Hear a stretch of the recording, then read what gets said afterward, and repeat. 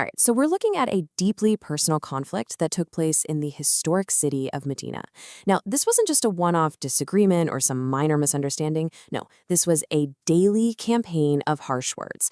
Imagine waking up every single day knowing there's a guy in your community who is actively seeking you out just to hurl relentless, insulting language right at you. It's exactly the kind of persistent, heavy negativity that can easily wear down your mental health and, frankly, trigger a huge emotional reaction. And you know what's truly interesting here? It's the intention behind the antagonism. This man's explicit goal was specifically to break the imam's composure. He wanted to spark anger, right? He basically wanted to drag the imam down to his own level and force a messy public reaction. And understanding that intent is absolutely crucial because it frames these attacks as more than just petty bullying. It was a deliberate, calculated test of Imam Ja'far's patient moral character. So how do you handle a situation where someone is strategically trying to break you? Well, just look at the contrast in this dynamic. On one side, you have the man's actions, speaking harshly, doing everything he can to create chaos. And on the flip side, we have the imam's reaction. He remained perfectly patient, and get this, he actually smiled. It's a stunning contrast. Instead of giving the attacker exactly what he wanted, which of course was outrage and retaliation, the imam maintained absolute emotional regulation. He absolutely refused to let someone else's toxic behavior dictate his own internal state. But, it actually goes even deeper than just keeping a calm outward appearance. Instead of retaliating, the imam was actively praying for divine guidance for this man. Instead of fighting back or, cursing his enemy, he silently prayed that the guy would find guidance.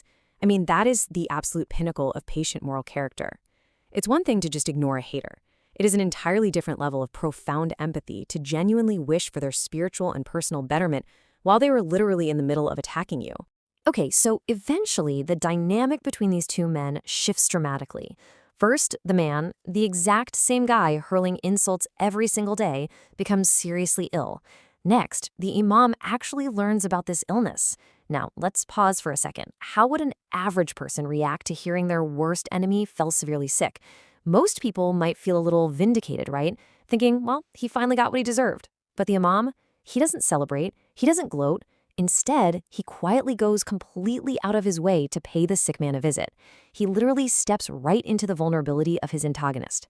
And this brings us to an incredibly powerful face-to-face encounter right there at the sick man's bedside. The source material describes the man's absolute shock when he sees the imam standing there. He basically asks, "After all I said about you, why did you come?" You can just feel the sheer confusion and disbelief in those words. The guy is completely disarmed. The entire narrative he'd built up in his head about who the imam was, this enemy that needed to be provoked, it's completely shattered by this one act of unwarranted grace. And the core of this whole explainer is summarized perfectly in the imam's legendary response. He said, "A believer does not repay harm with harm. I came to ask about your health." It's incredibly simple, yet devastatingly powerful. The imam didn't show up to demand an apology or to give the guy a lecture on his past behavior. He just showed up out of genuine human concern. This quote perfectly encapsulates the immense strength of Imam Ja'far's patient moral character. It shows a steadfast commitment to acting on his own values, rather than just reacting to someone else's vices. And as you'd expect, the effect of this encounter was instantaneous. First, the sick man completely breaks down in tears. I mean, the heavy weight of his own hostility, finally met with such unshakable kindness, was just too much for him. Second, he apologizes sincerely. And third, he changes his attitude entirely. The hostility was completely 100% diffused. And the crazy thing is, it wasn't won through a louder argument or a sharper insult. It was won through the overwhelming power of grace. So if we want to summarize the key takeaways from this source material, we really have to look at these three pillars of transformation. First, patience, having the ability to endure daily insults without breaking. Then, kindness, the willingness to visit an enemy when they're at their absolute lowest point. And finally, forgiveness, finding the inner strength to wipe the slate clean. When you put these three virtues together, they successfully accomplished what retaliation never ever could.